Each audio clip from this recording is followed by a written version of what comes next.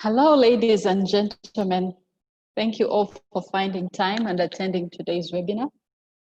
My name is Rini Nsima. I volunteer as Vice President Isaka Kampala chapter. I'll be your host and moderator for today's session. Before we start, let me explain how you can talk to us during the webinar.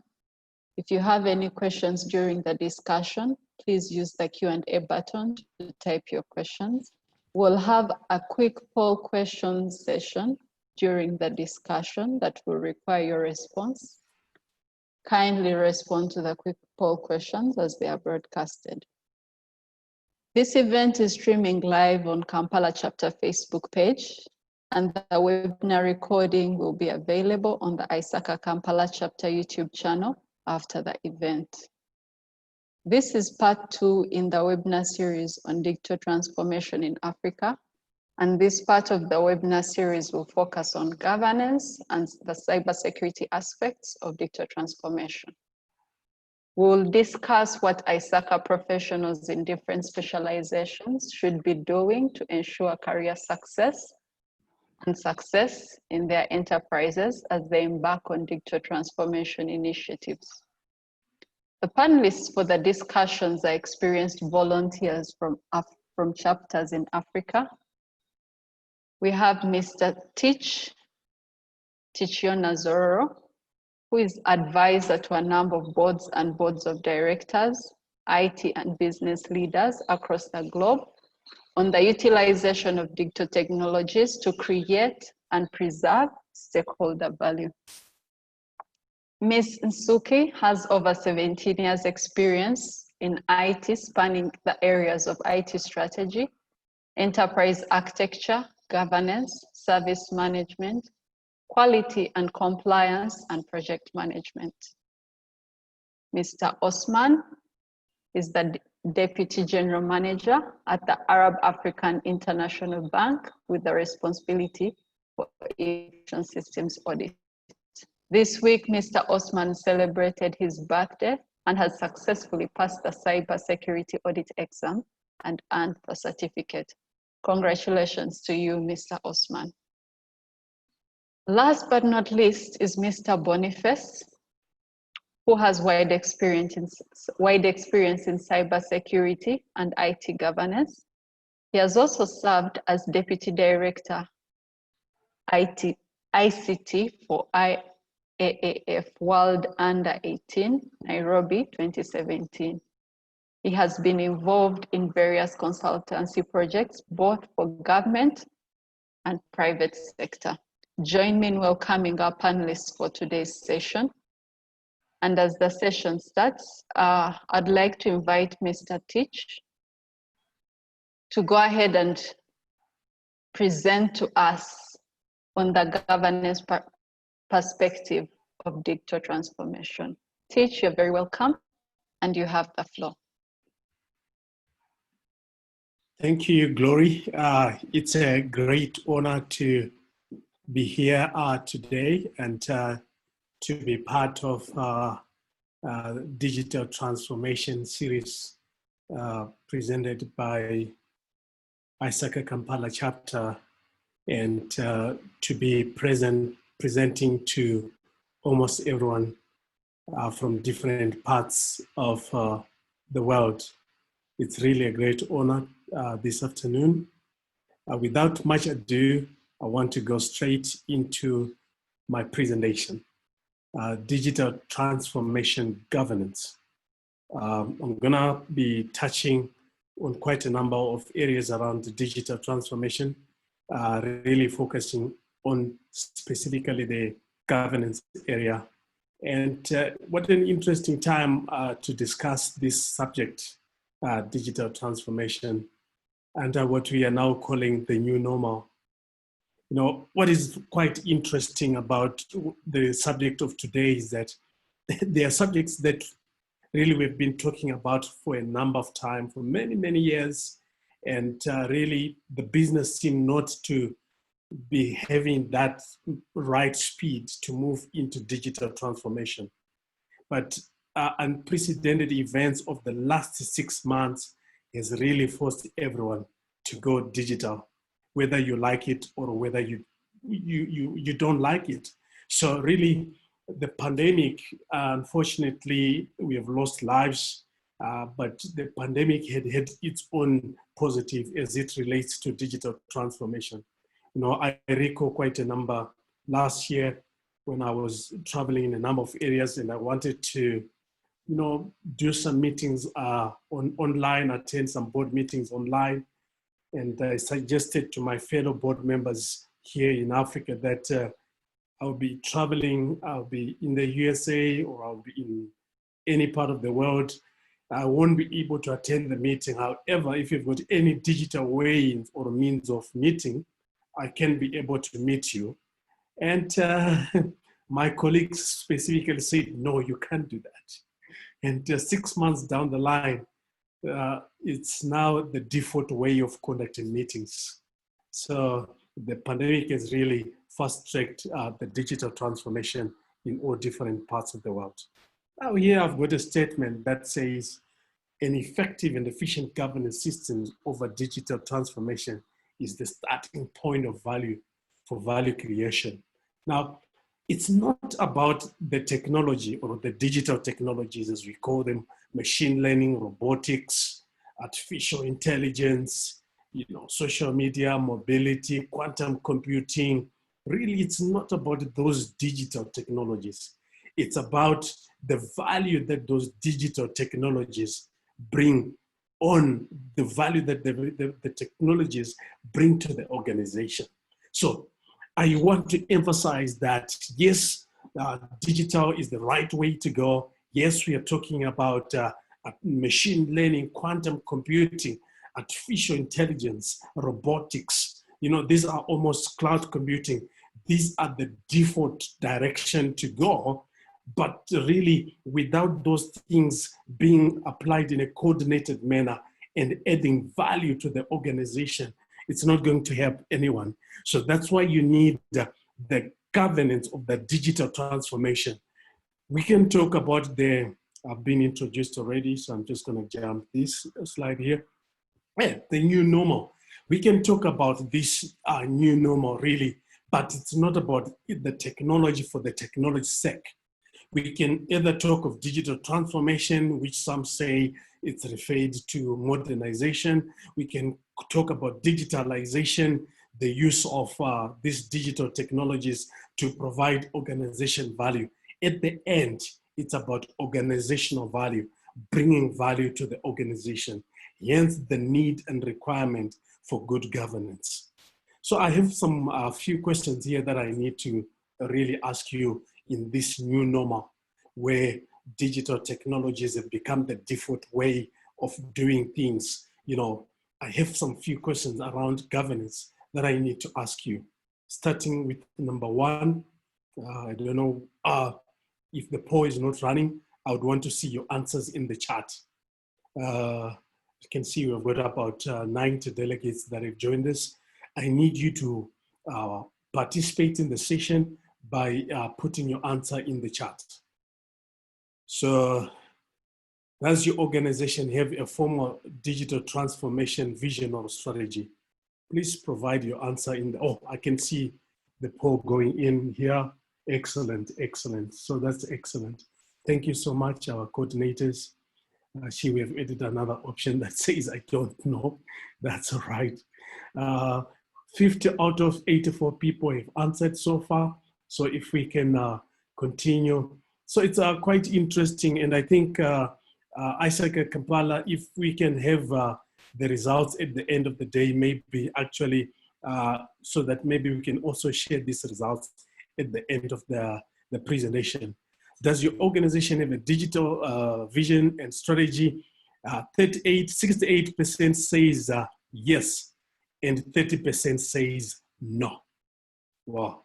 And 4% says, I don't know. That's quite critical. If you see that 30%, they don't literally have any digital strategy at all. So that's really quite, let's go to the next question. And the next question talks about, is your organization, sorry, I need to see here. Is your organization digital transformation strategy sufficiently funded? So one thing that I've seen with many organizations, and this is very critical, it's one thing to have a strategy, but it's one thing, a digital strategy. So I've seen many organizations that I've been to, they've got, we are going to use cloud, we're going to go to the cloud, we are going to use artificial intelligence, we are going to leave the traditional way of implementing systems, we are going to go DevOps, or we are going to go Agile, we are going to use robotics, fine and fair. But do you have the budget?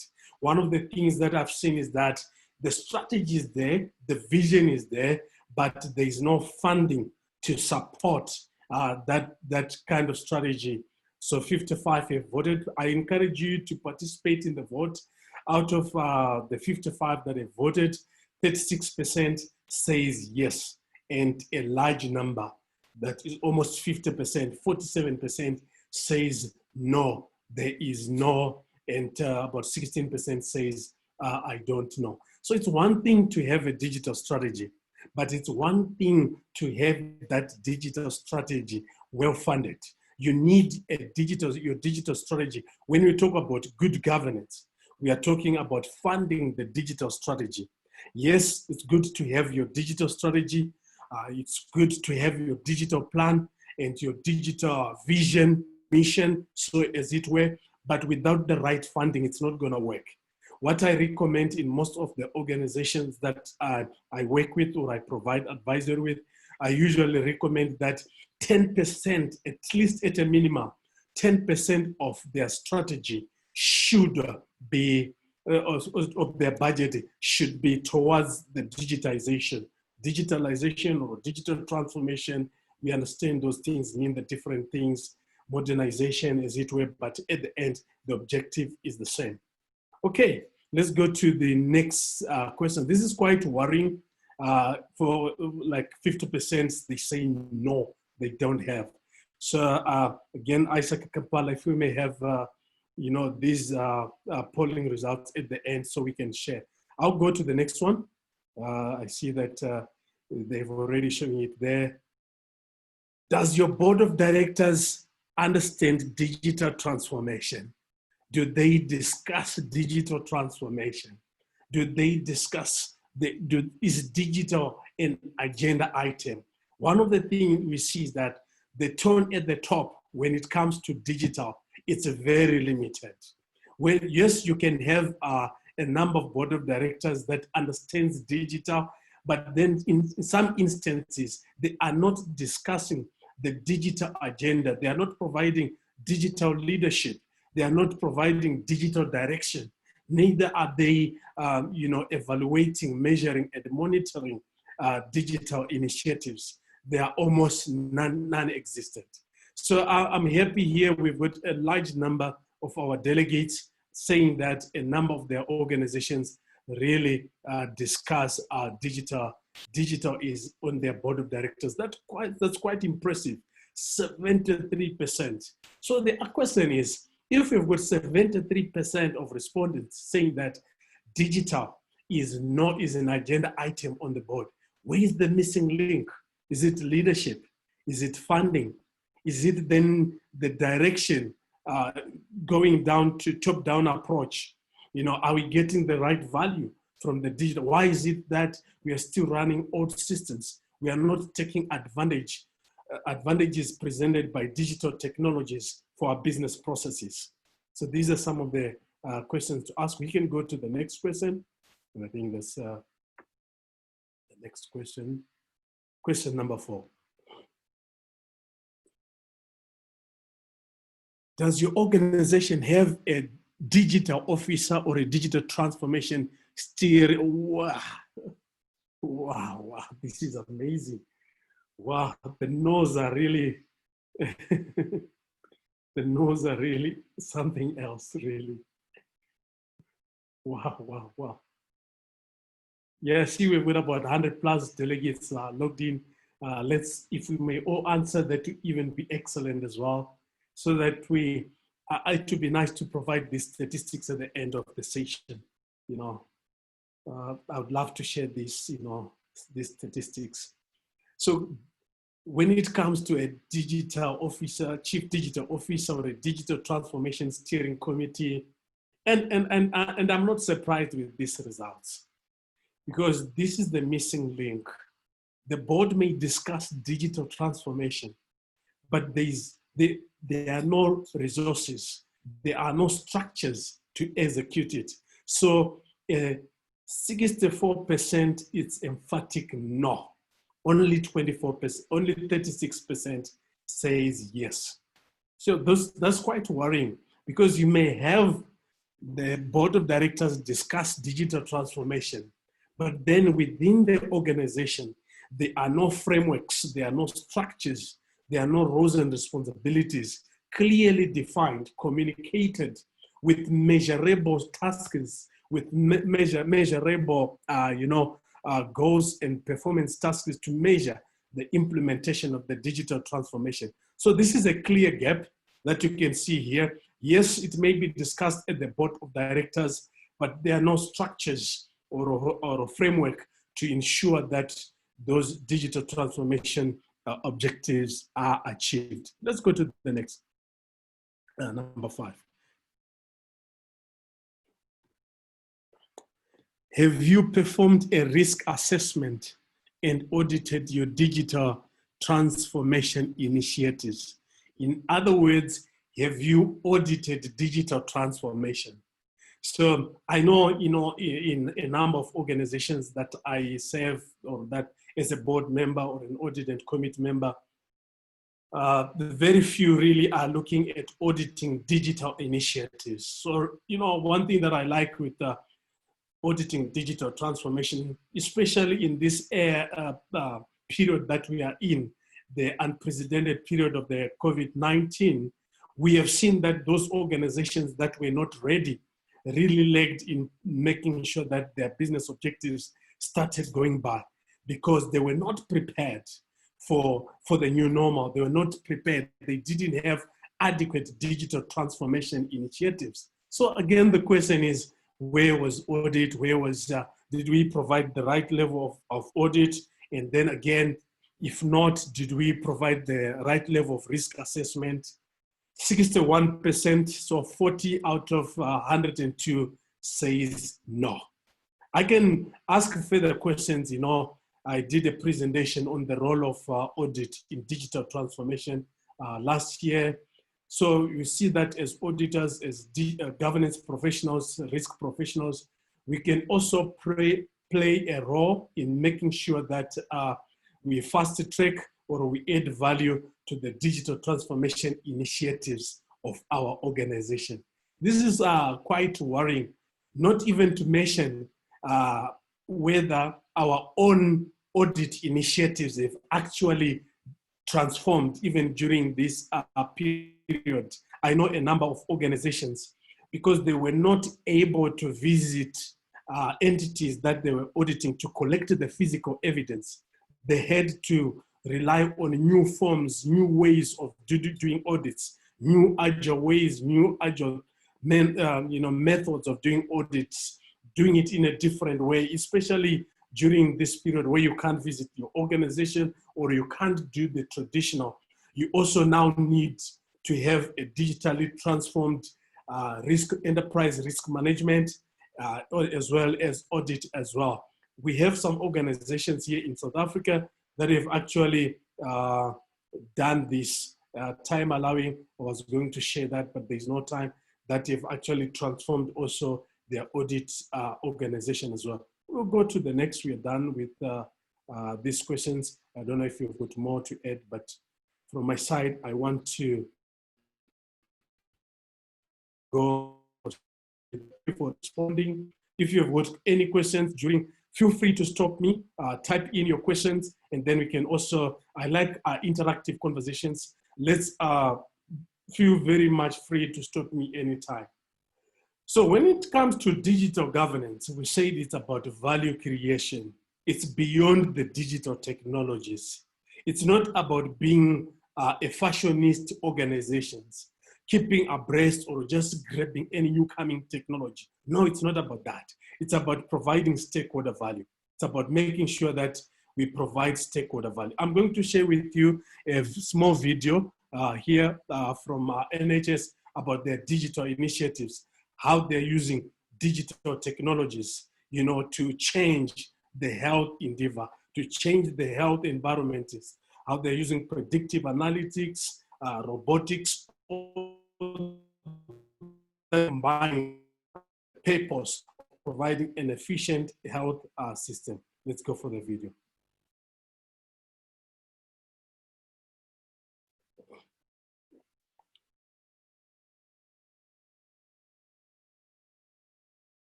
Teach, kindly share your sound. We're not hearing.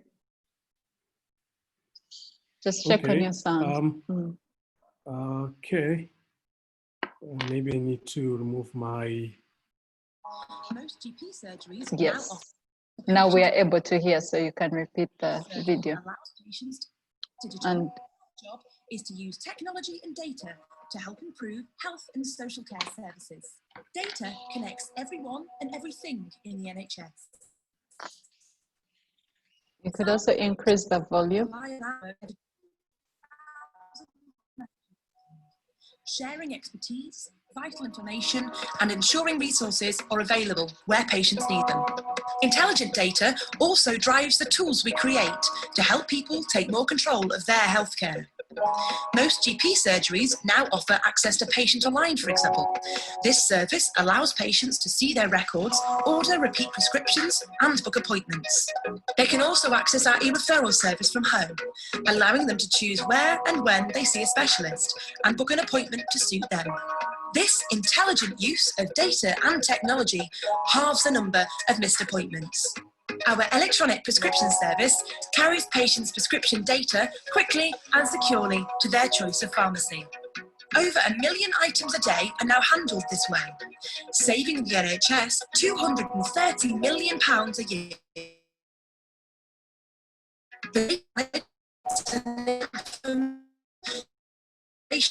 And inform vital decision-making. Better data means resources can be planned and prioritised more effectively. It also makes more information available to researchers working on new treatments and technologies. Secure infrastructure, hard-working data, and effective collaboration mean we can make a real difference to people's lives. By harnessing data, information, and technology, NHS Digital are helping to create better, faster, and more effective.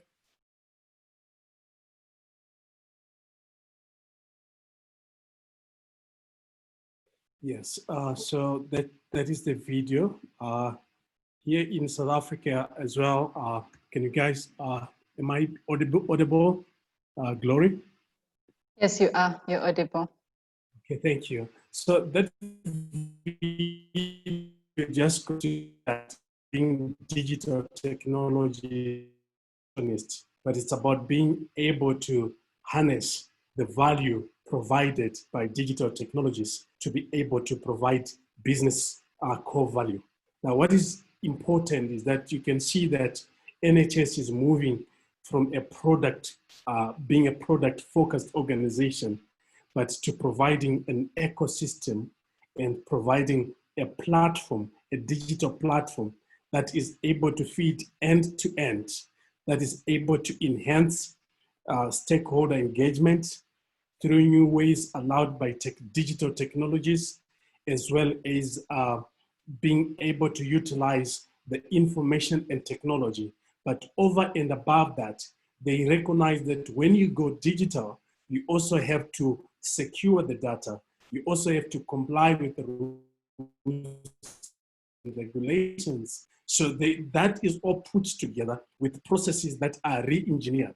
So that's a key important point to note. If you go on the NHS digital page, you can see actually that they've got a chief digital officer, and also they've got a budget running into billions of dollars to support their funding. They've got a digital board that is entirely responsible for driving the NHS digital agenda. Here in South Africa, we also have some banks such as,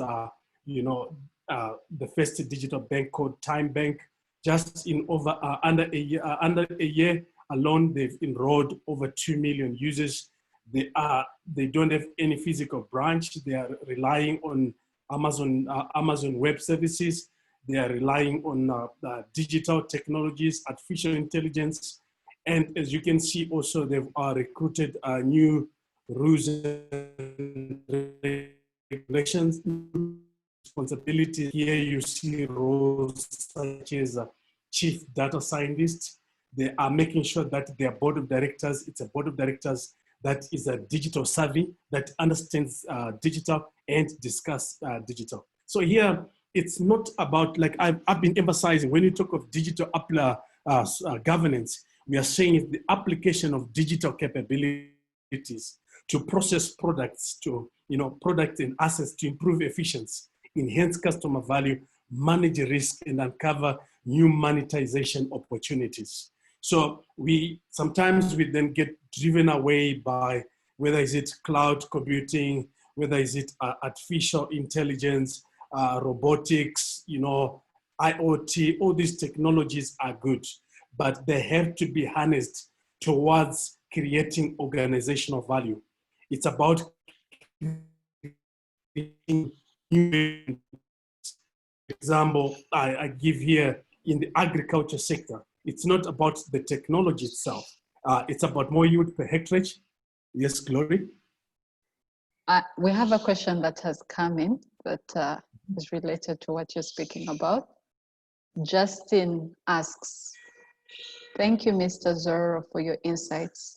What is the difference between digital transformation strategy and ICT strategy?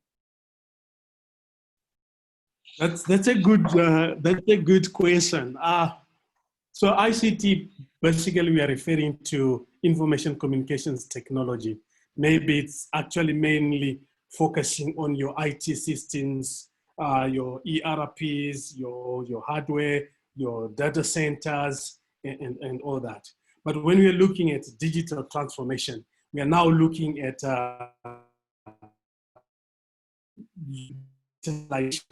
digital technologies such as your cloud computing, such as your artificial intelligence, your machine learning, your robotics, your DevOps, how you utilize those technologies in order to deliver business value. But that's a traditional understanding. My own Zororo or teach definition would be to say, I've started actually replacing the word ICT with the digital transformation or with the digital, but that is my own. The earlier definition is exactly as how you can differentiate between an IT strategy and or an ICT strategy and your digital transformation strategy, in brief. Okay, so if you look here, we are using probably artificial intelligence, we're using drones,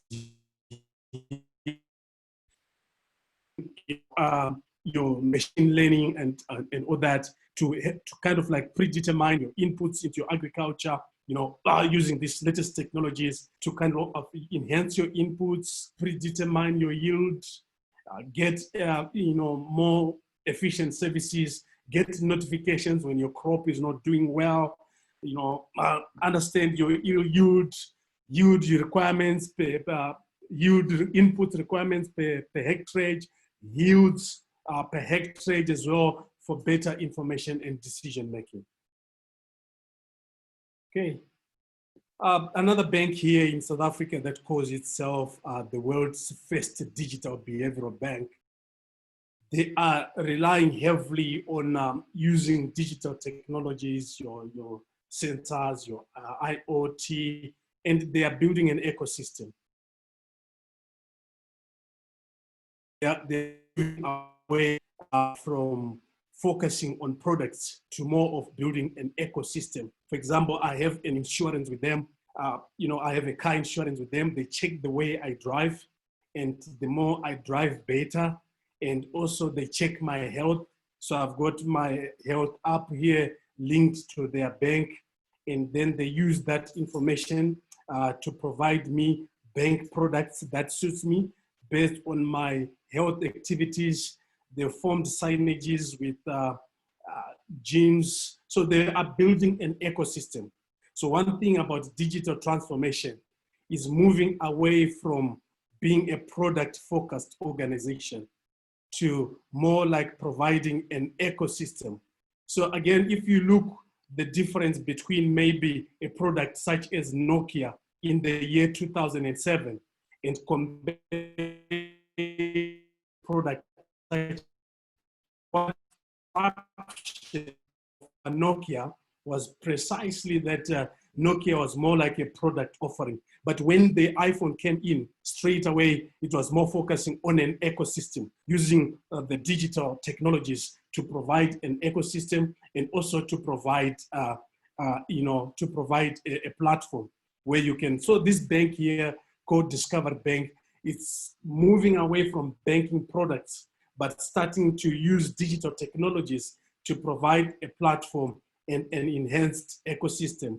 That's providing, in the way, when you talk of this digital transformation here, where you're providing digital capabilities, direction, digital leadership, digital culture, building a good digital culture, building good digital structures, chief digital officers,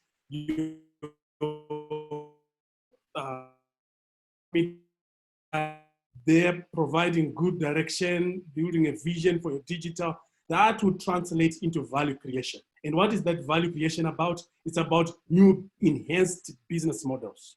It's about new ways of doing things, new stakeholder, streamlined stakeholder engagement, new ecosystems, new platforms, and thereby building sustainable competitive advantage. So it's not just about focusing on the technologies only, on the digital technologies alone, but the focus, it's about the value creation to create new stakeholder experiences, streamlined processes, more streamlined processes, thereby cutting costs, but talking to the enterprise as a whole.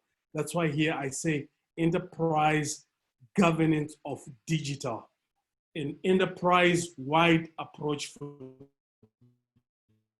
transform.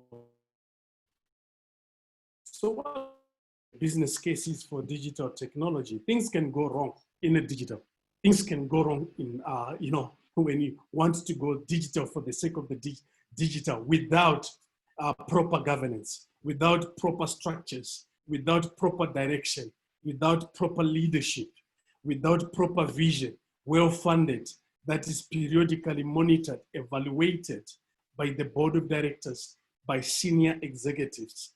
So things can go wrong. Here in South Africa, someone asked me to share this example this afternoon. Here in South Africa, for example, the government of South Africa wanted to integrate all the government systems, your HR systems, your financial systems, because they've got separate systems in the name of Logis, BAS, and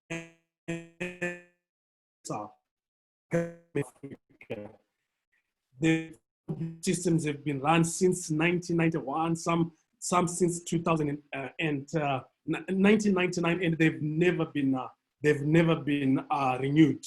These are systems like Logis and BAS. So what they did, they decided to go into a digital transformation strategy to integrate all their systems into one, and they formed these systems integrated. They wanted to implement these integrated financial management systems. But the governance thereof could have been errors, could have been done better. This project here, this digital transformation project, was being governed or managed by three entities. One, the SETA, another one, the public administration, and another one, Treasury, National Treasury. So where was the digital gap there? The gap was that even though they wanted to, they had a good idea to transform their systems, to be digital, to be current, but they didn't have the right governance. They didn't have the right levels of responsibilities. They didn't have the right levels of accountabilities. For example, amongst these three organizations here, if the project was going to fail, which department was going to be held accountable? That was not well defined. So digital transformation governance demands that you clearly define your roles, you clearly define your accountabilities, there's good buy-in, you clearly have a good business case that is clearly monitored, continuously evaluated. Why do we need? We all know that a good strategy in January 2020, it's no longer a good strategy in September 2020. It's changing. So you need directors, the senior executives need to continuously monitor the digital transformation. So far, the government of South Africa in this project has now spent about 1.2 billion, but there is nothing to show about it. There is actually nothing on the ground. They are now going into second phase, which they've funded again, but at the same time, there is nothing again to show about it. So this is one business example of why we need digital governance. I'm going to share a long video, quite a long video but I'll see how the time goes. I want to show an example of a company that we all know, Kodak. Why did Kodak fail? And though they tried to do digital, but they failed because sometimes it's not about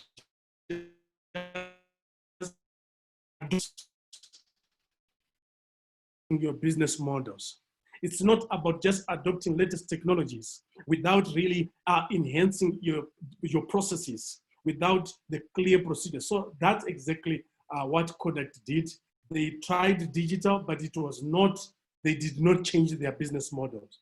They continued with the same business model, yet that business model had already been disrupted. It was no longer about just offering a product, but now about offering a platform. Did you know that Kodak was one of the first companies to offer a digital camera, but they did not succeed because they did not change their business model. So briefly, it's about 10 minutes, but I'll see to what extent I can play that video. Did we have a request for subtitles on the videos?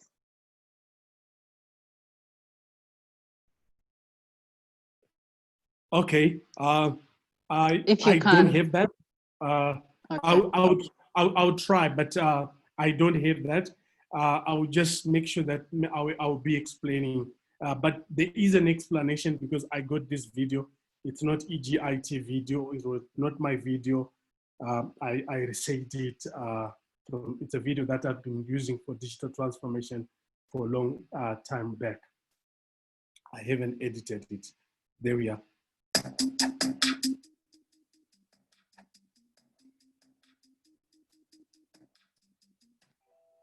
Kodak used to be the biggest name in photography. Not one of the biggest, the biggest. If you come across an old photograph, particularly one taken around the 1970s, there's a really high chance that it was taken with a Kodak camera using Kodak film and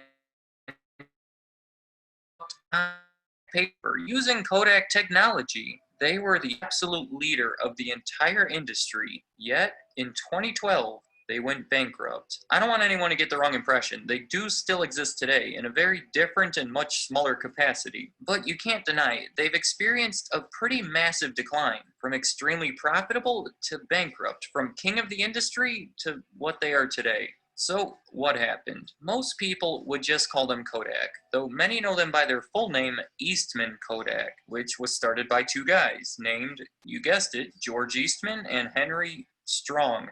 You thought I was going to say Kodak there. Kodak actually isn't the name of a person like you may think. Does anyone know where the name Kodak comes from? I would give you a second to think, but you wouldn't come up with it. It doesn't mean anything. George Eastman just thought it was a good sounding name. He saw it as a unique word that's hard to mispronounce. Plus,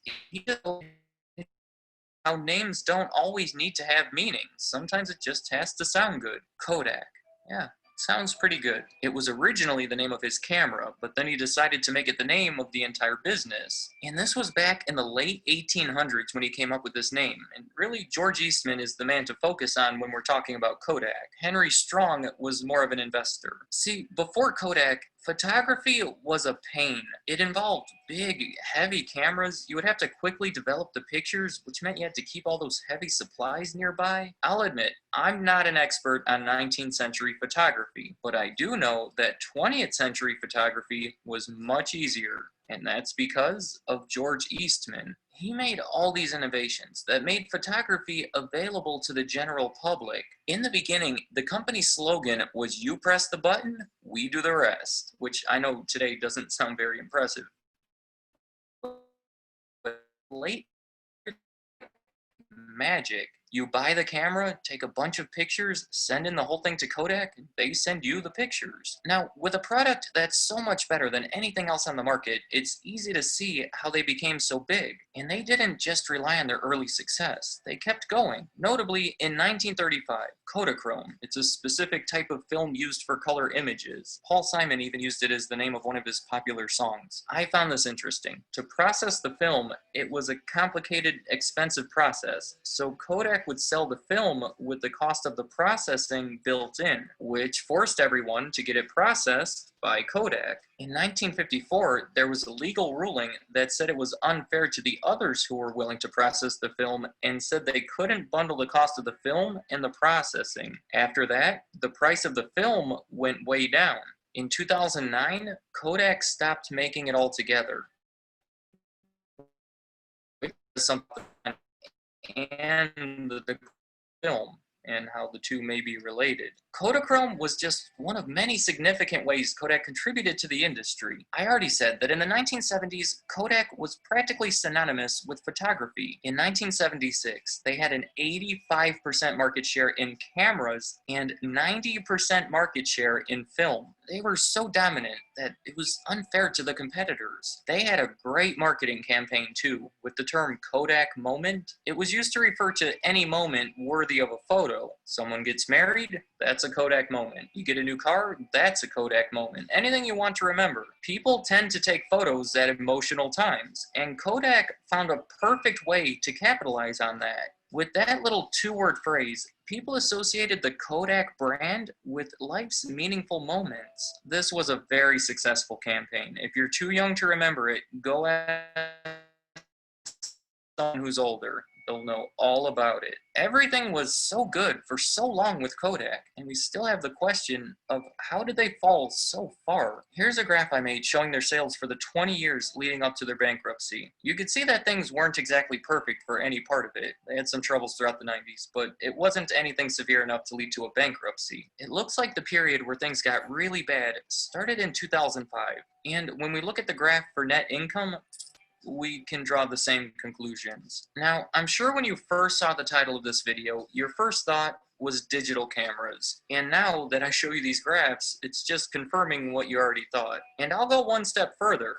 This graph shows the sales of film and digital cameras. The digital cameras crept up in sales over this time, overtaking the film cameras for the first time in 2003. And by maybe 2005 or 2006, they were dominating the market. So it would make perfect sense. The film company Kodak would start to have some massive issues starting around 2005. And I agree with all of it, but it's not as simple as it may seem. The picture we like to paint here is a ridiculous one. It's that in the 1990s, when digital cameras were on the rise, Kodak ignored it. And only once it was undeniable that digital cameras were the way of the future is when they finally made a desperate attempt to switch over. But it was too late. Others beat them to it. Is that what you were picturing? Is that basically what you expected this video to say? Because that's not what happened. You have to give Kodak a little more credit. Do you know who invented the digital camera? It was Kodak. In 1975, Steve Sasson, who worked for Kodak, invented the digital camera. 3 years later, Kodak received a patent for it. Throughout the 90s, when digital cameras were on the rise, Okay, to proceed because the focus is about the video really, it's about emphasizing the fact that digital transformation governance, it's not only about adopting and adapting digital technologies. It's not only about going machine learning, about going artificial intelligence. It's not only about going, IoT, cybersecurity, cloud computing, but it's about making sure that when we do that, we have the right business processes, we have the right direction, and we have the right business models. It's also about changing our business models. So we have to be very clear in terms of what are the the business models that we have to form to engage, to change the way we engage with our stakeholders, our clients, our customers, our suppliers, using digital technologies to transform or to enhance our operational processes, re-engineering our processes. That is very important. No latest technology will work for a process that is not working. No latest process, no latest technology will work for a redundant process. So it has to be a collaborated approach with the right direction from the board of directors, with the right framework, as well as with the right commitment and the right framework. In conclusion, I want to say deliberately budget for and fund innovation and modern technology. You cannot innovate beyond the technology that you have. So maybe we really need to make sure that we have modern, up-to-date technologies. We need to build the right digital strategies. We said earlier on that they have to be well-funded. They have to be continuously monitored. They have to be continuously evaluated. We have to move away from being a product-focused organization to a platform-focused ecosystem. So we have to use our digital technologies to move from product focus to ecosystem and platform. Make digital a constant item on the board of directors, fully fund, create a digital culture. You need the right culture. You need a culture that understands digital, that needs learning fast and as well adopting fast. Hence, but it is important to note also that, oh God, my internet is saying unstable. Okay, I hope you guys can hear me. Gloria, can you hear me? My internet is saying unstable. Yes, we can. That's excellent.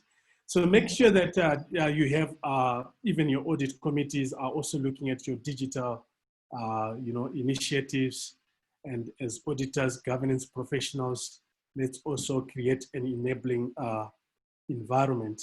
I was in another country, in conclusion, maybe last statement, I was in another country one day, and I was talking to auditors, about 30 auditors, and the organization had just introduced the new card. In that of Africa, really, they are new. It is the tap and go model. I was looking if I have it, the tap and go. And what they've done is that on authorizing those business cards, you didn't need any human intervention anymore. But when I was interacting with the IT auditors and the business and the board of directors, they then told me that our auditors are demanding that we should not automate the authorization process, because it will lead to lack of segregation of duties. And so I had to have a session with the IT auditors saying to them, no, there's no need of that control for human intervention, because that process has got adequate mechanism and digital technologies built in to ensure that if there's any change, a notification is sent to someone who is continuously monitoring any unauthorized authorization. So there's no need for human intervention. So I hope you got some value. That's me.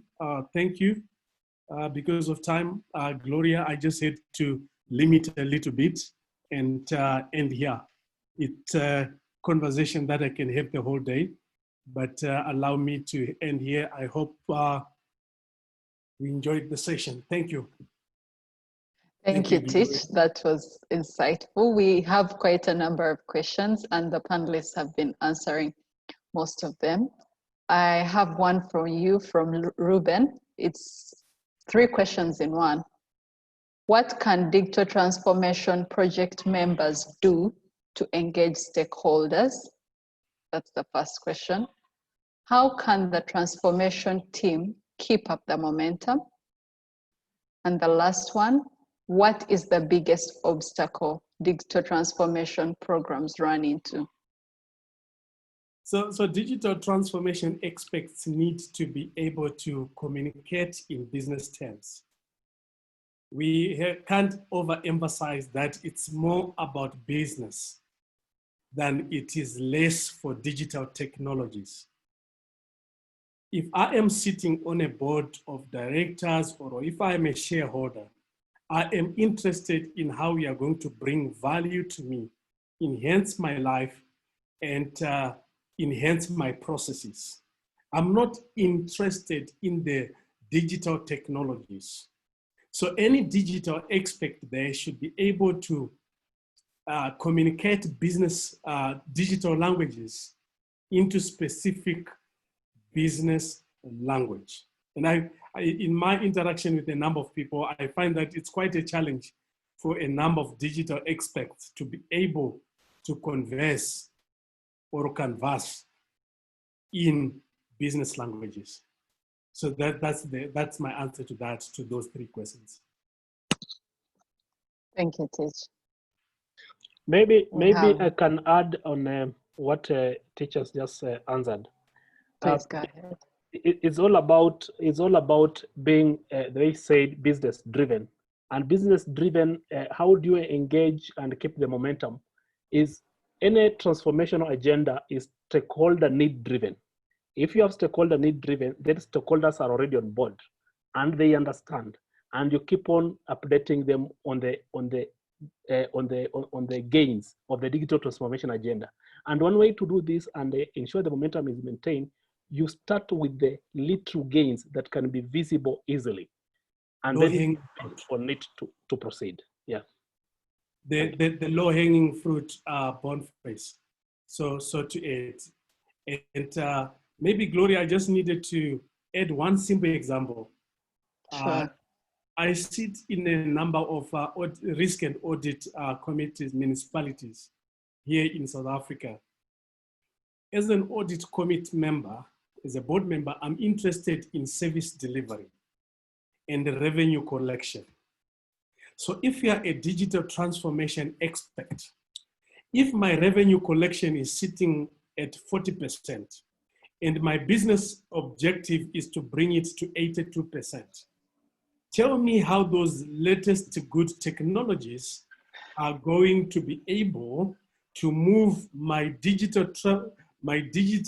revenue collection from 40% to 85%. Then I'll be able to listen to you and buy into the digital transformation initiatives. Thank you, Boniface. Thank you, Teach. We have one more question.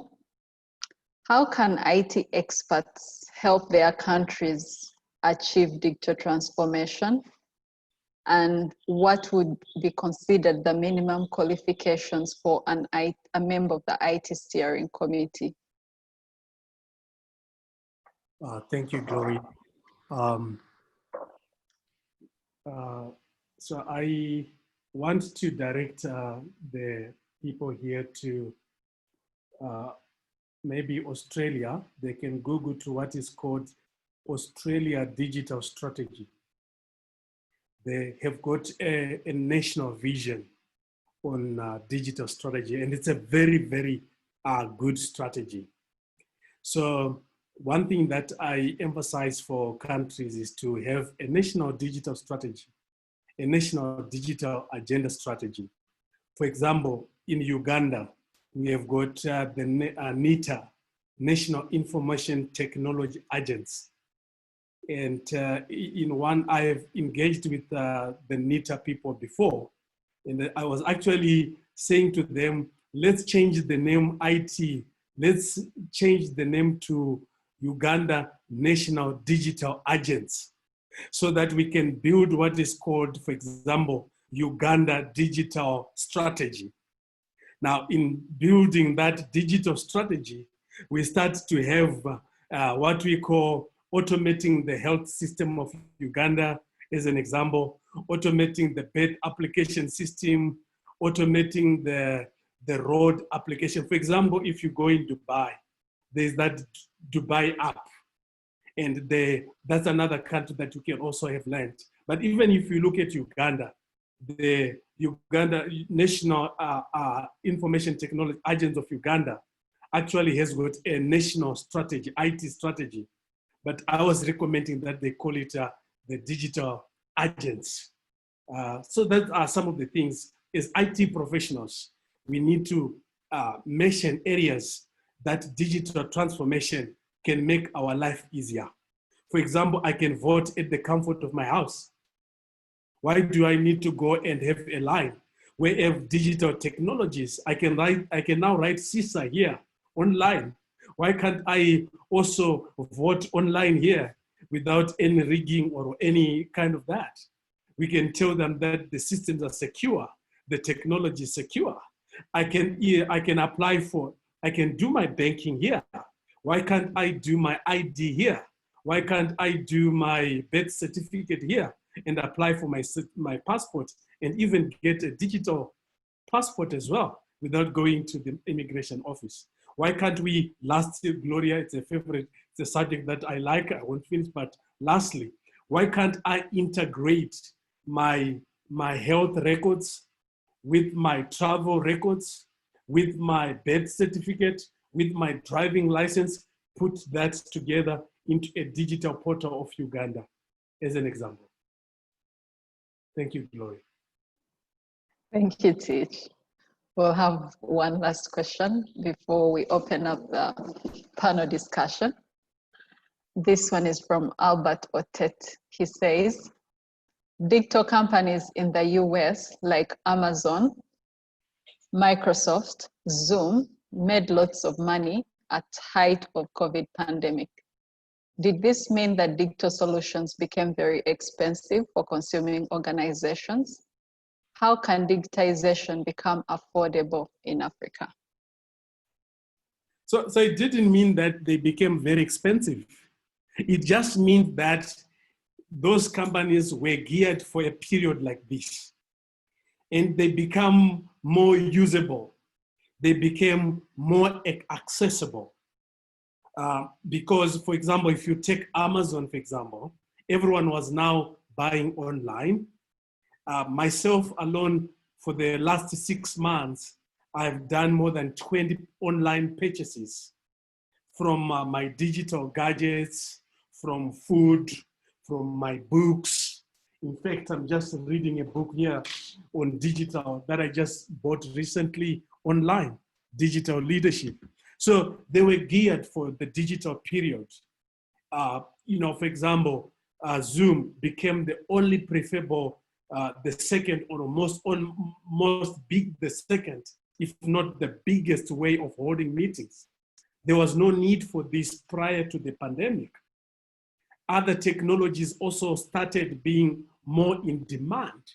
So companies that were not digitally ready suffered a lot. Companies that were digitally ready gained a lot, with Jeff Bezos becoming the richest man in the world, and Apple reaching up the 2 trillion value mark, followed by Amazon as well, because they were digitally ready.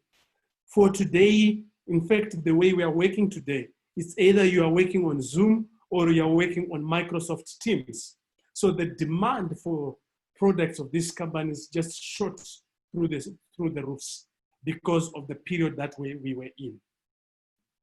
So how can Africa get ready? Africa needs the right infrastructure. We don't have the right infrastructure. Like I've said, you cannot innovate beyond the infrastructure that you have. You need the right infrastructure to be innovative. So Gloria, again, I can spend the whole day answering, but let me end here, taking care of time. Thank you. Thank you, Teach. All right, so thank you, panelists, for answering the questions as well, but as they came into the Q&A section. So I'll now open the panel for discussion. And the first question goes to Nsuki. Recently, Abuja concluded their annual conference, which was also virtual. So from that conference that you had, Nsuki, please share with the audience your two most important takeaways for professionals and enterprises. Thank you very much, Glory. Hello, everybody. And thank you, Teach, for a very enlightening presentation. I hardly feel, wonder whether there's need for us to continue after he's addressed almost everything. Okay, Abuja and our conference. ANCON 2020 itself was a testament to digital transformation. It was the first time we had 100% virtual conference. Before this, we had been running our meetings online. In 2019, we decided to add the online option for members who were not able to always attend in person. ISAC Abuja chapter caters to members both within Abuja and its environs, and not all of them are able to make it to our monthly meetings. So we had started adding the Zoom components to our meetings, and then when the lockdown was enforced in Nigeria, in Abuja, it was 100% virtual for monthly meetings. Now, meetings, which are a few hours on a particular day, is very different ball game from a multi-day, multi-session conference, and it was quite an experience. We had double the number of attendees we've ever had, exhibitor sponsors more than we've ever had. Takeaways for IT professionals that attended, I think most people would have agreed that above all was this urgent need to upgrade yourself.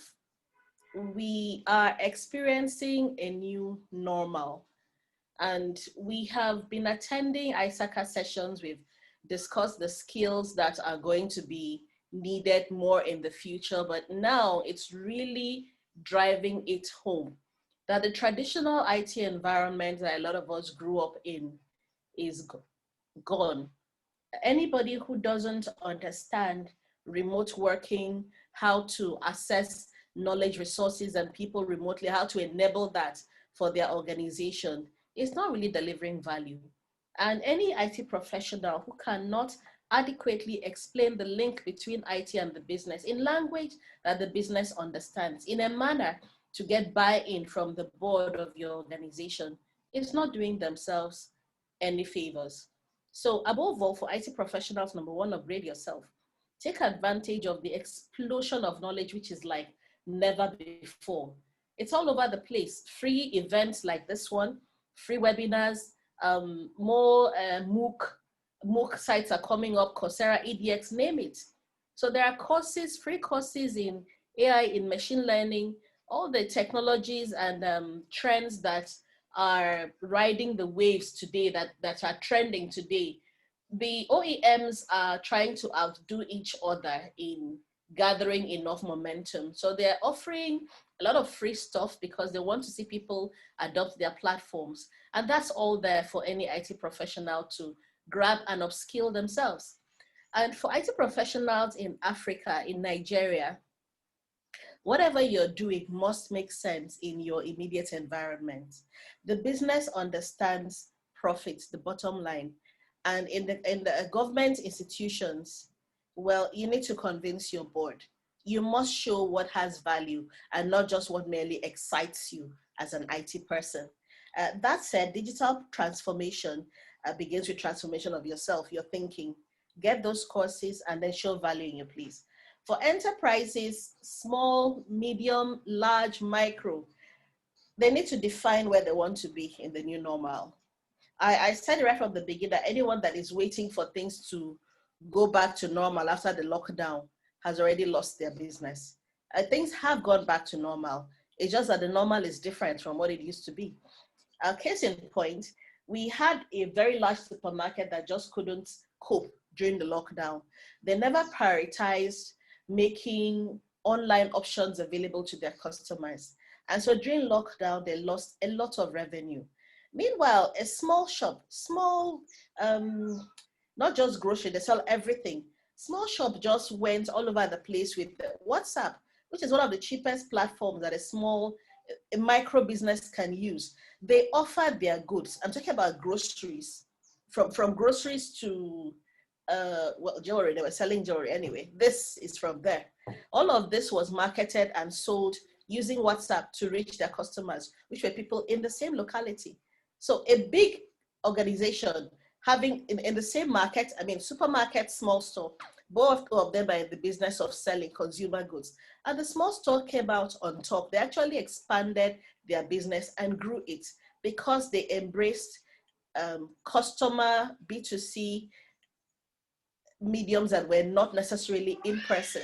So for enterprises, define where you want to be in the new normal. If you're a large enterprise, I can offer the example of my own organization. We adopted an enterprise architecture approach. What we took to the board was a heat map showing our capabilities and the quality of IT support that they had and saying these are the imperatives.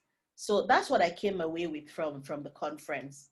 And we discussed this across all fronts: security, risk, governance, strategy. It was a very interesting experience. Thank you. Thank you, Nsuki. Osman, is there anything you'd like to add to that discussion and the question?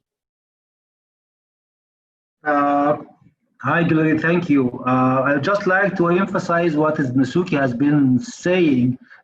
We here in Egypt have an initiative led by the central bank is to go digital for everything, every salesman on the street, every food shop, every grocery.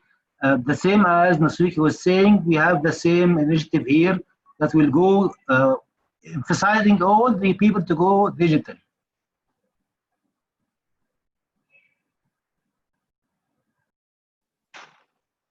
Thank you, Osman. I like what you said, Nsuki, that with the IT professional, the digital transformation begins with the mind. So that's indeed true, because without changing and transforming of the mind, then the digital transformation will also be hampered, because the professionals are the value assets of the organization. Thank you for that. So you can't sell what you don't have. And any IT professionals that are in ISACA are really, really privileged. We have access to things that would help our organizations. Take cybersecurity, for instance, as a growing concern. I don't know if you've been to the Cybersecurity Nexus, ISACA CSX platform. From the newbies to experienced professionals, there's this wealth of information there. You can run an assessment for your organization. You can craft a strategy for your organization. You can do things from simple things that change an entire place. Something as simple as cybersecurity awareness. Just running a series of interventions that help your colleagues understand what are the risks out there. And it came to the forefront that during this pandemic, the number of attempts to hack into using social engineering is actually on the rise. So cybersecurity awareness to developing a strategy for your organization. It's a strategy that addresses cybersecurity and risk as well as IT governance. I could go on and on about this, but let me pause here because I know we have other questions coming up. Thank you very much. Thank you. Thank you, Suki. Thank you for your passion. I see a potential. She leads tech mentor. So I'll be getting in touch. All right, so we move on to the next question. I'll direct this to Boniface, and of course, other panelists can come in and respond to the same question after we hear from Boniface. How can audit transform and support the organization's digital transformation initiatives? Audit is a very key important aspect of an organizational digital transformation initiative, in the sense that audit is part and parcel of business. There has been an assumption that audit sits back and wait when things go wrong for them to come and audit. But audit should provide assurance to stakeholders that any investment or towards an initiative of digital transformation will deliver value. That is number one. Is the business case being met? Is there a tangible business case that can be derived from that digital transformation? That's providing assurance to stakeholders. Then towards the end, audit should be able to determine, did we derive the benefits at the end of the day from that investment? So if audit can be able to provide these two assurance, away from the traditional auditing where they are focused on traditional IT controls and processes, business will be able to derive a lot of benefit when they are on the trajectory route towards digital transformation from the audit function. It's about business. It's not about technology. It's not about the processes. It's not about getting the most complex technology around. If audit can provide that assurance to the business, then we are home and dry. I'll be just as brief as that. Thank you, Boniface. Just on the same, Teach, when you were sharing your presentation, you mentioned a team of auditors that recommended not automating the audit process because it would hamper the segregation of duties. In reference to that story, what would be your contribution to this question? So I like one of my favorite principles of auditing is the 10 principles of auditing. And the 10 principles of auditing, according to the International Professional Practice Framework, it's divided into, I divide them into 5 or 2 groups, 5. The first 5 that I like, number 1, an auditor should be able to provide insights and foresights. So the auditors should be there to bring the insights and the foresights to the business people. So we are talking about bringing in business insights through digital transformation, through digital technologies. So auditors should be at the forefront of understanding the business benefits that digital technologies will lead into. They should be able to turn those benefits into monetary specific terms. Number 2, the principle is auditors should be future focused. That means they should be able to understand future technologies. I know of one organization here in South Africa that had invested over 200 million in biometrics technology and as an access method. And by the pandemic coming in, it means that that technology was officially, the 200 million was rendered useless. They had to change the 200 million investment into biometrics, the use of biometrics. So internal auditors probably should have provided should have been future focused and be able to lead this organization in a way that understands future technologies. Another principle says that internal auditors should be risk-based. That means they should understand the risk, they should understand the business risks that an organization can fall. On that point, the internal auditors or auditors, IT auditors, they also need to transform themselves. Most auditors are still using old technologies, even for their data analytics. No auditor can today talk of using predictive analytics. No auditor can today are still using their manual methodologies. We haven't even digitally transformed our own audit systems. We're still gathering 30 samples paper-based. We're still reviewing the 30 papers. So internal audit themselves should also digitally transform by using these latest technologies. Use robotics process, what is this, RPA, robotics process automation in auditing. Use IoT in auditing. Use predictive analytics in auditing. So the auditors also need to transform to be able to add value to digital transformation. Thank you, Teach. We'll come back to this after our poll question. So we'll have one poll question related to cybersecurity. I'll go ahead and launch the question.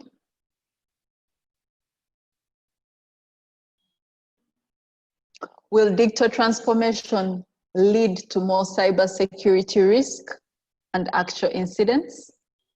So let's hear from the attendees. And we are seeing only 4%, okay, it's rising to 10%, those that believe there is likely to lead to less cyber risk.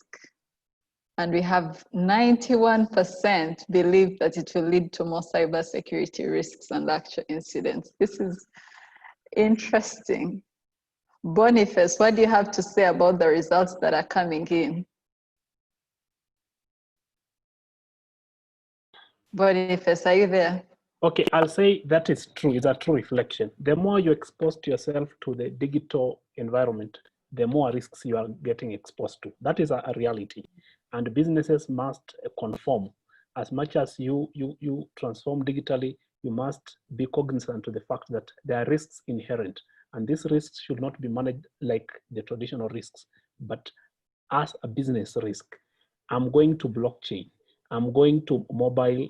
I'm taking my bank to mobile platform. What are the risks that are there to the business when I'm going to this direction? That is the question. And yes, the reality is, it's true with the respondents, 73%, there are going to be more cybersecurity risk and more actual incidences. Yes. Thank you. And just to follow up on that, a recent study by GRX reveals that there is growing cybersecurity risk for enterprises that are transforming their business models and operations to digital. How can we overcome this at the board and the management level? So Gloria, I wanted to come in here. Oh, sure. So yes, the more you get connected, the more you get vulnerable. But whilst that can present a gap in the governance of the digital transformation, because going digital transformation, we have to security by design, or a digital transformation, understanding cybersecurity.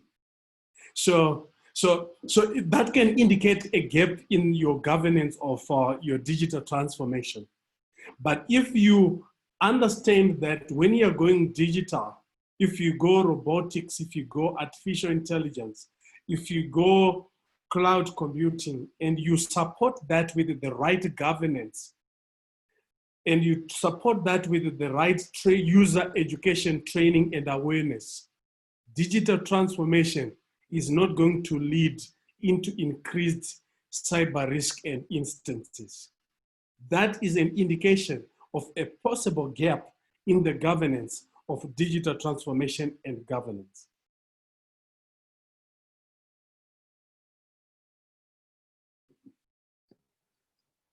Okay, Gloria, can I weigh in here? Sure, please go ahead. Okay. I think digital transformation and a spike in cyber risk go hand in hand. It's like saying if you want to go into business, do you run the risk of losing your money? Definitely, that's the nature of the game. Like teacher said, the more we venture into cyberspace, into moving away from traditional brick and mortar into things that are more based on the internet, the more we're going to expose ourselves because it's a whole different front. Security by design succeeds when you have the topmost level of management, understanding what you're doing. Cyber security or cyber risk management is not for the IT department. It begins from the board and from their behaviors. To quote someone who in our last but one annual conference, he said a very simple thing. If you have provided security for all your devices, if you've protected all your endpoints, and then you open up one because a board member wants something of convenience, you've basically ruined your entire structure. That sense of responsibility for an enterprise over which someone has board level responsibility should translate into their responsibilities of technology aware, being technologically aware, and being cyber security conscious. Now, when you have your board understanding their roles and responsibilities in IT governance, and I highly recommend that every IT person push for their board members to undergo a CGITE training, expose them to ISACA's wonderful framework for enterprise management of corporate IT. And then they will understand why technology use in the organization is a decision that starts from the board. And they are responsible. If anything goes wrong, they cannot blame the IT manager. So those attitudes need to be there. And that's how the board members will be able to ask relevant questions. They don't need to know about the cyber security in detail. They don't need to know about the technologies, but they should have a stance. They should understand the risk in their business going into a particular mode, a particular model. They should understand the risk inherent to moving your data to the cloud. For instance, when they're weighing up the advantages, they should understand where the cost optimization is, and they should understand what are the risks that they need to guard against. They may not be responsible for guarding against those risks, but they will be held accountable for ensuring that it is done. So it needs to start there. When you have that kind of buy-in at that level, then digital transformation strategy becomes easier. It's not about spending more money. It's about putting money where the business needs it to survive. And cybersecurity is not about blocking what people can do. Human beings will always find a way. If you make my work uncomfortable or impossible to do because you want to show management that you have blocked every conceivable way of my stepping out of corporate resources, I will find a way of doing my job. Speaking as an individual, we've seen it time and time again. And at the board level, I can do that by bringing my board presence to bear on the IT manager and finding a loophole that I can exploit. But where that sense of responsibility is, they will now embrace that security by design because they are part of the design. They will insist that any design for new IT must have security built in, not as an afterthought, but as an integral component. They will understand what cybersecurity means for them as an organization, for their customers, as well as for their IT department. That's what I wanted to say. Thank you very much. Thank you, Suki. Boniface, back to you. When it comes to cybersecurity, Suki mentioned cost optimization, and before digital transformation became a buzz, the board and management were concentrating on investing in security. And we're seeing that that investment now is being threatened by digitizing as much as possible to maintain business, to bring in more business, to manage innovation. So what would be your advice to CISOs and to management to handle these issues?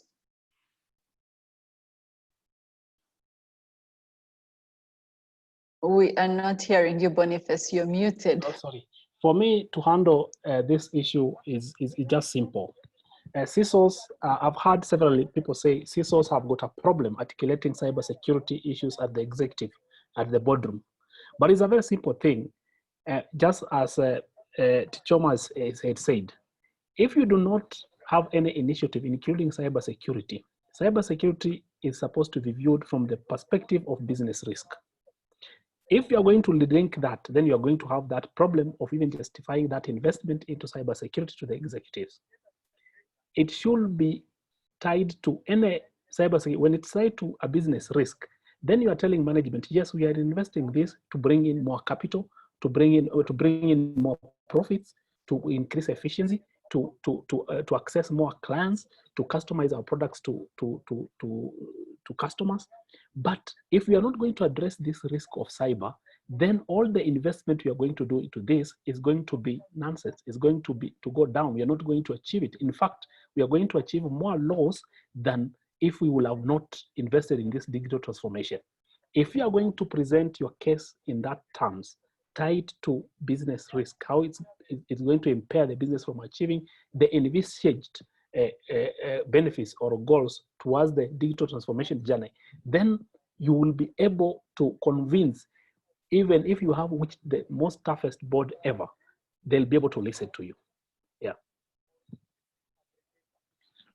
Thank you, Boniface. I have one for Osman.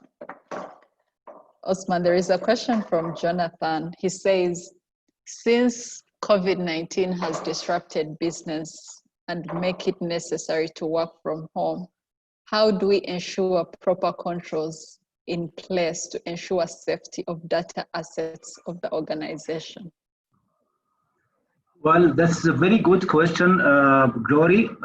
First of all, this should have been addressed before, that working from home is not completely new, but it has been increasingly depend on during this last few months.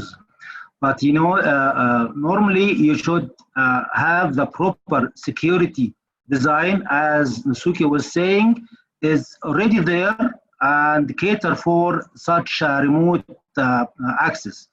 In order to avoid any risks might be there.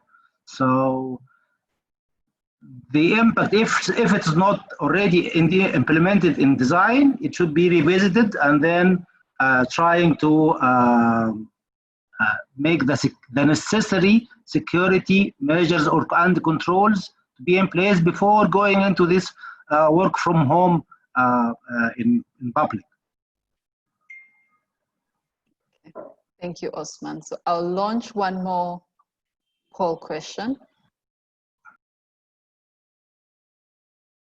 I hope you're able to see it. So it asks, at a personal level, what are you doing to prepare yourself as an attendee, as a panelist for digital?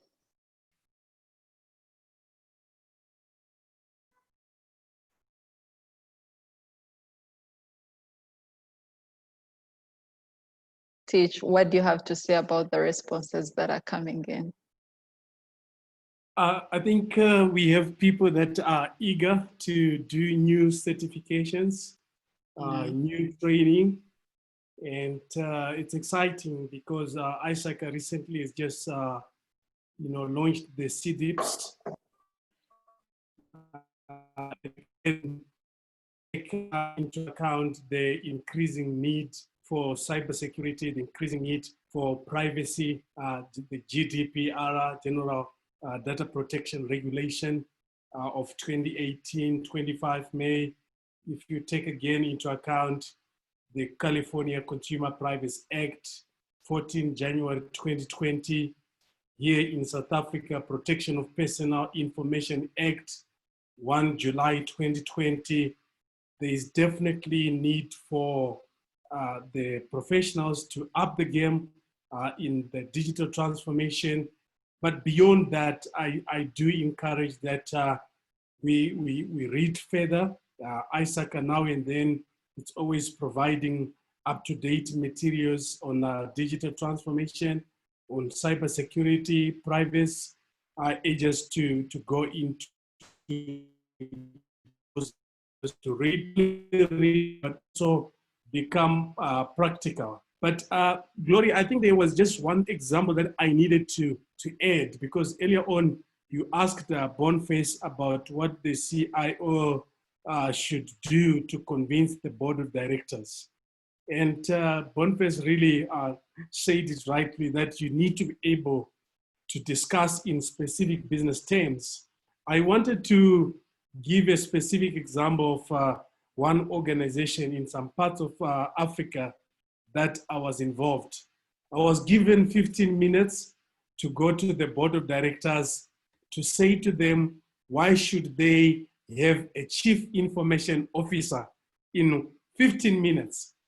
So I was convincing them that they need in their ICT structure to include the role of Chief Information Security Officer.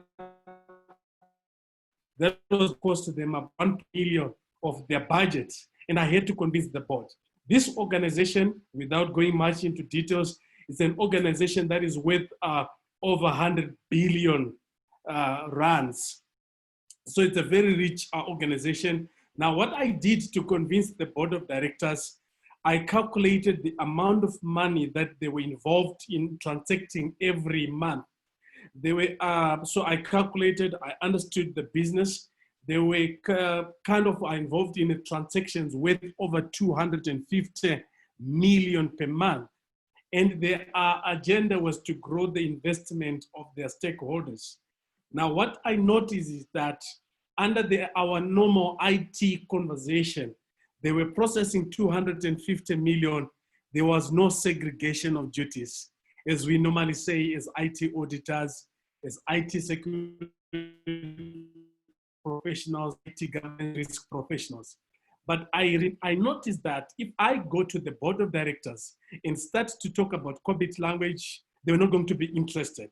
Or we start to talk about segregation of duties, they were not going to be interested. So their mission was to grow their stakeholder value. Now they were processing about 250 million on a monthly basis without an oversight at all of these 250 million. I calculated that the amount that they were paying out per year was 250 million multiplied by 10. So that came to about 1.5 billion. My first statement to the board of directors to convince them, I just simply say to the board of directors, you are not able to grow your stakeholders' funds because you are processing 1.5 billion rands, which you don't have an oversight of. Immediately, the chair of the board of directors and the chair of the audit committee stand up and said, what are you saying? That's dangerous. What do we need to do? And then I said, you need a chief information security officer who is going to constantly secure and ensure that all these transactions are secured. It didn't take the board of directors and the senior executives 3 months. The chief information security officer was there. Why? I communicated in the language that they understood. I communicated in the something that is on their heart to grow the funds of their stakeholders. So immediately they actioned upon it.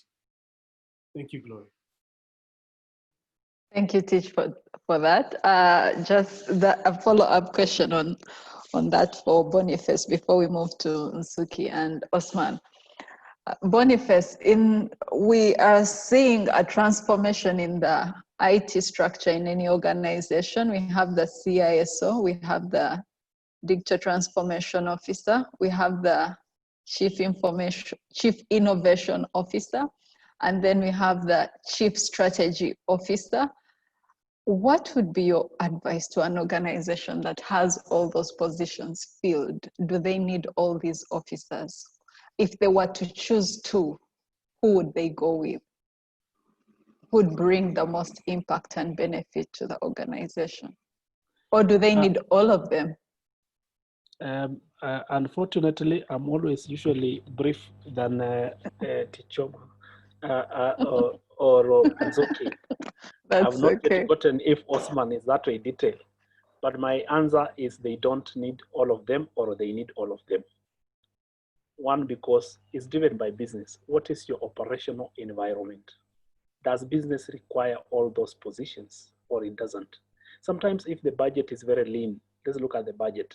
It is good you can leverage on another skill that is within the enterprise, but while not compromising the aspect of separation of duties. So it's about business, being business driven. What is your business operation environment looks like? What are the legal and regulatory requirements? In Kenya, for instance, in a bank, they've been given up to end of this year to have a CISO. So the legal and regulatory requirement is very clear. You must have a CISO. So it's not about something to be debated about. So it's about every situation will change from industry to industry, from organized, even with the same industry, might be all banks, but one bank will have a digital transformation officer and another bank will just have the CIO to run with everything. Yeah. Thank you, Boniface. Suki, a question for you. What does the future look like for technology and risk professionals in Africa? Oh, wow, my favorite. We're in very interesting times indeed. I love being alive in this century. There is an explosion of choices and career options more than ever before for the technology professional. When I studied computer science in school, I remember the textbook that said, oh, you could be a programmer or database administrator. And then the tip of it was to be a system administrator. So in year one, BSc Computer Science, I said, oh, I'm going to be a system administrator. I had no idea what it meant. All I knew was that was the top of my profession. That was a peak to look forward to. Things have changed. In the course of putting together a digital conference, I came across a title that I'd never seen before. Now we have things called an event technologist. That means someone that knows enough about the technology to run a virtual event like this one. And that's actually a role. You need to build skills around it to make it work. We used to have database administrators. Now what do we have? We have analytics, data scientists, data privacy professional. I don't even want to go into the whole range of titles surrounding artificial intelligence and machine learning. The list is endless. So what does the future look like for technology and risk professionals in Africa? When my team indicated an interest in RPA, I was surprised. We work for a government organization. We are nowhere close to robotics, as far as I knew. And then I was approached by a company who told me about RPA for process discovery and automation. And that's why I picked an interest in it. I mean, you can use robotics that can determine or discover what are the most frequent activities you do, and then say, here is where you can build automation around it. Rather than my spending hours talking to department after department, trying to convince them, it makes my job easier. So technology professionals, where are you in your career and what are the options? Each of these must be carefully assessed and competencies built around where you want to go. If you're in school, first of all, in Nigeria, computer science is a 5-year program. Some universities have it in 4 years. It is I can say with a certain degree of certainty that by the time you graduate, what you learned will be obsolete. Now, if you're in school, go beyond your curriculum and check what's out there. ISACA has this, ISACA Students Group, ISGs are provided as a bridge between the IT undergraduates and corporate requirements. ISACA is for seasoned professionals. It's for people that have gotten to a certain level in their journey, their career as IT professionals, and then it builds competencies around that. Now, the kids in school, and let me call them kids, the kids in school don't always have an insight into what the corporate world requires of a technology professional. ISG is provided to bridge that. And I'm happy to see that ISACA Global is going even more. She Leads Tech now morphed into One in Tech, which includes an arm for reaching very young people. Remember, ISACA's thrust is to ensure that technology we get the value from technology wherever we are. So if you're a starter, jump right in, check out what's there, and then decide where your strengths are. And I always advise young people who are searching for an IT job, jump into something that gives you experience. Right now, where jobs are shrinking in some places, you may not be in a position to be too choosy. But I would say a job where you are exposed to technology is better than sitting and waiting for the perfect job to come. So if you're a starter, don't get too boxed in too soon. Know that there are so many options out there. Jump in and start right where you are. My sister started from climbing masts. She worked for a telecoms company, and that's where she started. Today, she manages IT for a country. I started, in fact, I was never allowed to go into traditional IT. Right from the beginning, I was pushed into policy, strategy, and that was my own journey. So start from wherever you find yourself and expand your choices. If you're a mid-career professional, check out what's the future of your job. Are you in a job that has evolved to beyond where you are right now? The next 5 years would be obsolete. The world is changing. Your organization will change. And if you're a mid-career, map out a 5-year journey for yourself from where you are to the foreseeable future. If you don't have an idea of the foreseeable future, change your perspective and get that view, because the information is out there. Okay?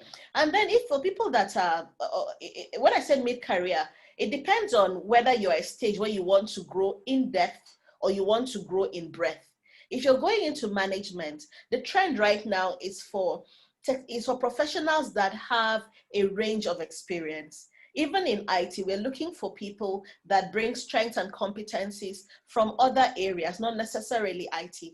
So now is more the time for you not to be completely a nerd, but to expose yourself to business skills and competencies, okay?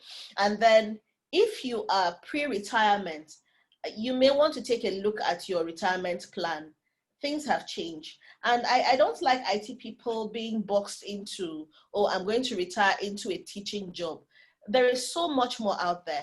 I came across a very interesting person who finished a full career and now serves on the boards of organizations. Most boards do not have members of the board that have technology insight. There are very few board members who have come through a career in IT to break into the business, and we need them there. So I hope that as digital transformation continues to be understood and grows in scope and in relevance in Africa, more and more enterprises, whether they're private or public or government, will see the need to have someone that understands technology sitting at the decision-making level. And that is where your target should be if you're going into retirement. Technology and IT risk professionals should invest time in making the business understand IT. We are no longer IT in one end, the business the other. That handshake is really long and it's quite tiring. So the business may not come over to us. We have to go over to them. Learn the business language. I worked with a very inspiring person who pushed and pushed and pushed until the board of a public organization finally understood what technology imperatives were. It was this insistence on bringing a presentation. Oh, you need to take a look at this.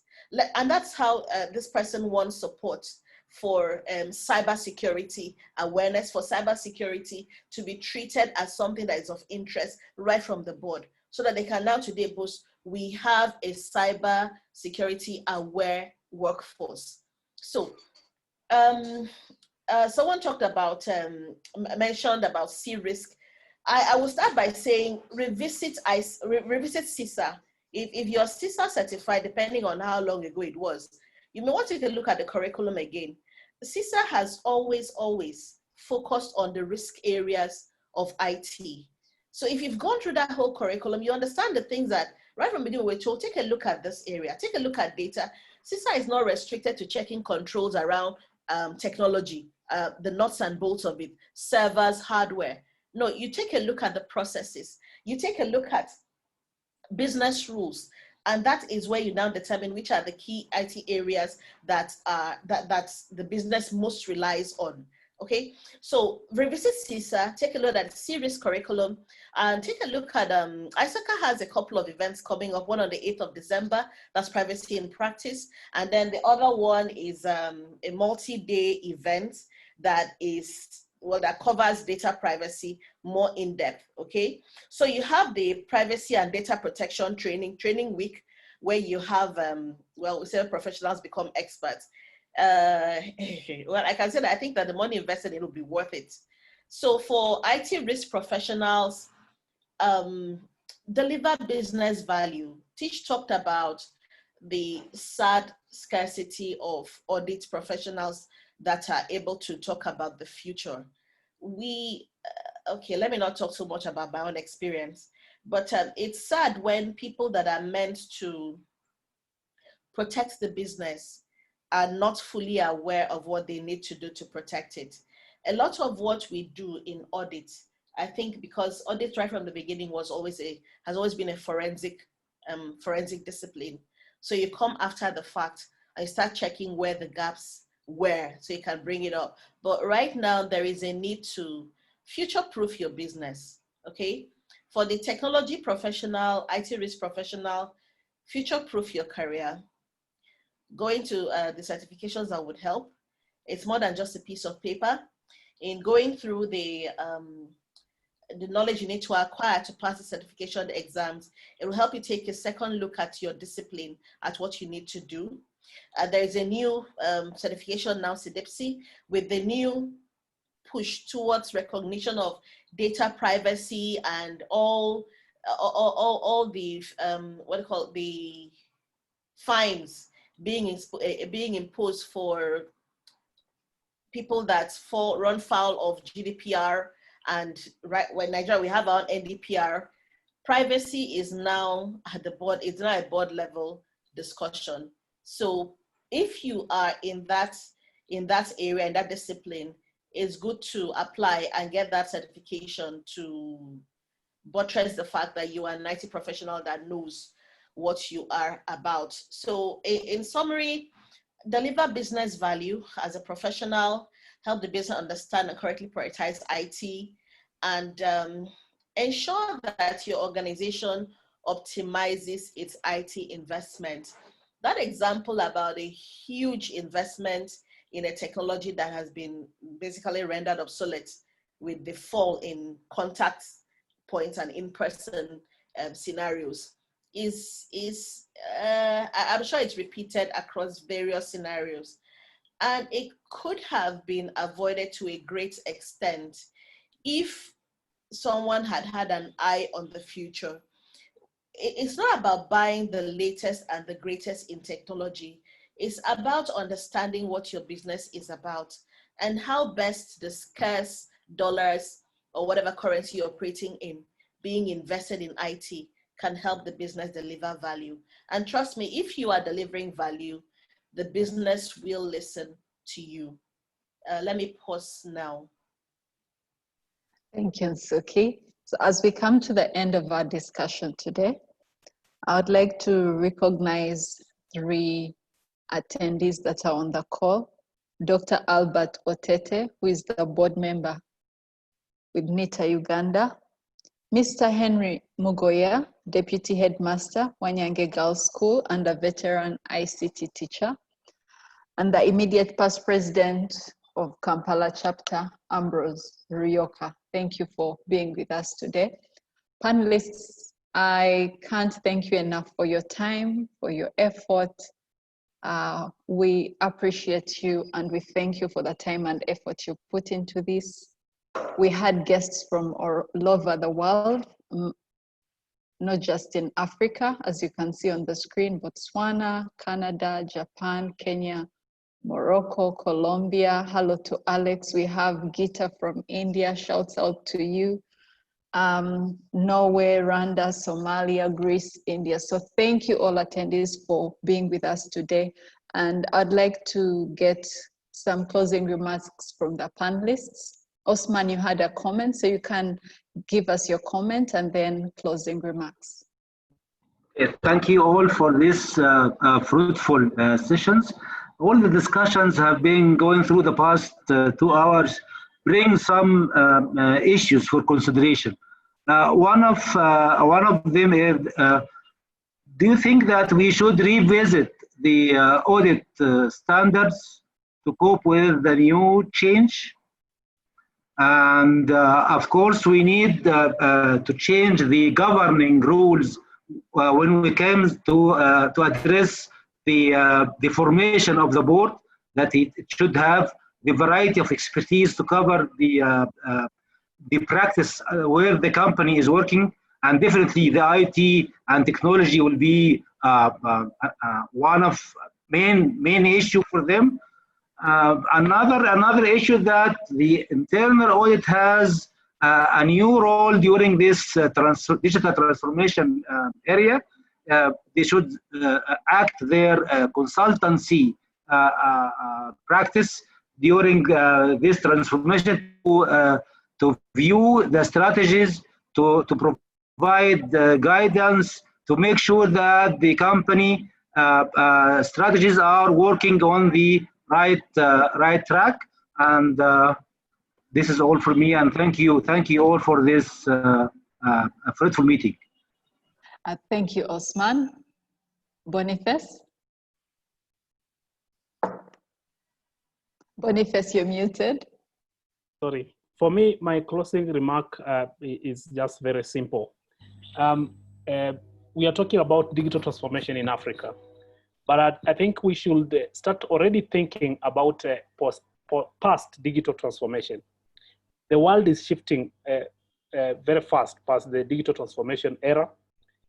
And this is driven to have a competitive advantage and ensure survivability for enterprises and for governments to very much reach to the citizen and more efficient service delivery. Most global businesses are now adopting data-driven, smart and transformative technologies. And in this case, data is everything and it's everywhere. You talk about digital transformation, you're talking about data, how we communicate, how government governs and reaches to its citizens, how we create products that are customized to customers. It's about data, and that's digital transformation. Now, to continuously innovate and maintain a foothold on its customers or its clients, organizations have started looking beyond the buzzwords like blockchain, artificial intelligence, IoT, social media, and all that. The fundamental question that you should be asking, what next after the digital transformation? This means looking in the current business dynamics and looking at how you're going to differentiate yourself to your customers or to your clients by not just simply engaging on social media or having a mobile app or having a blockchain. No, not at all. In the post-digital era, organizations that will survive are those that will be able to develop personalized relationships, to deliver rich, individualized products based on customer digital identities. And this is to business executives. You must be cognizant of the tech words that are going to come. We no longer talk about social media. We do not talk about cloud. You have to talk about these things as combined: social media, mobile, analytics, and cloud. How can you leverage on the blockchain? How can you leverage on analytics, augmented reality, and quantum computing that is going to come? And with it, there are inherent business risks that are going to come. So that's my challenge to business leaders as we move forward and looking about digital transformation. Just not limit to ourselves on digital transformation, but what is going to happen next, the past digital transformation era. Thank you. Thank you, Boniface. Nsuki? Thank you very much once again, Glory, for having me here. I saw a question earlier where someone asked about if we could have something for Africa, and I thought Steering Committee for Africa. Exactly, Steering Committee for Africa. I started responding that bringing together 53 or 54 economies with different priorities under one steering committee would be tough. However, it would be good to have a place where we can come together and determine our future as a continent. Like Boniface has said, what next for us? We should stop being at the receiving end of technology where Western powers dump what they have on us, where they roll out laws like GDPR and we are forced to comply with barely time to think about ourselves and what it means for us. I hope that there is such a forum. I know that there are various international bodies for African cooperation. However, there's very little cooperation from where I'm sitting. So when it comes to IT, it's platforms like ISACA that I really rely on to bring me together with people that are in the same profession and on the same continent. I hope we will get there. And let us, wherever we work, put our home first. And that starts with me delivering value to my organization, me helping my organization survive by helping them craft a digital strategy, and me as an IT professional looking for how to assist other IT professionals move up. The more of us that there are that are exposed to the same knowledge and are talking at the same level, the faster we will move forward. And we need to come together. There is strength in unity, and I really hope that Africa will achieve that. So thank you very much for bringing us together. It's been a wonderful experience. Thank you very much, Glory. And thank you to my fellow panelists. Thank you, Suki. You're welcome. Tej, you have the floor. Thank you, Glory, and thank you, Isaac Kampala, a great initiative on Africa digital transformation. The journey is there. It's a journey. We're looking forward to Africa that is digitally transformed. If you look at the Africa Union, they talk of what they call the Agenda 2063. It's a good opportunity to include digital transformation and cybersecurity in Agenda 2063. It's about service delivery. It's about enhancing service delivery. It's about enhancing stakeholder engagements. It's about streamlining our processes, our operations, and adding value to our stakeholders. We have a lot to learn as governance, audit, risk, and cybersecurity experts. At the end of the day, it's about how do we add value to the business? How does the business see us? It's not invited for the opportunity and all the best in the journey of adding value to business. Thank you, Teach. We've received quite a number of shout outs and good feedback regarding your presentation. Teach, regarding the panelists' responses to the questions. I won't be able to read all of them. I'll read one, but overall the message has been that the presentation was insightful, responses to the questions were helpful and insightful, and attendees have learned a lot. I'll just read one, I'll read two. One from Olivia that says, this is an excellent presentation with insights, useful not just for Africa, but everywhere. Thank you, from London. And then we have one from Eluma who says, thank you, Glory, for moderating. Grateful to all the panelists for an instructive session. So thank you so much, panelists, for your time and for your contribution and willingness to share your experiences with attendees.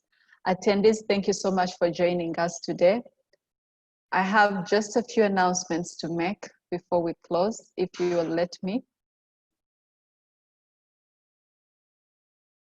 Just to bring to your attention, the Global ISACA Community Day will be 3rd October. So join your chapter community and participate in that. ISACA CAC's Conference for Africa is on the 5th and 6th of October in Lagos, Nigeria. It's a virtual event, so you can Google that and find out how best you can attend. Also, the ISACA Virtual Annual Conference will be on 15th and 16th of October. You can also Google that and find out the best way to attend. Also, the call for nominations will be closing next week. Please endeavor to submit a nomination for either Best Chapter Award, Innovative Chapter, or Outstanding Chapter. The process is very short and the instructions are simple. I encourage you to please submit a nomination. So thank you, panelists, for joining us today, and thank you, attendees, for participating in today's webinar. We hope to see you all again. This is only the beginning. We'll have another webinar series, not necessarily on digital transformation, but still something insightful and adding to us all as professionals. So thank you all for attending today. And remember to join ISACA if you're new to ISACA. and to renew your membership as the year comes to an end. Thank you all for joining us today, and have a good evening.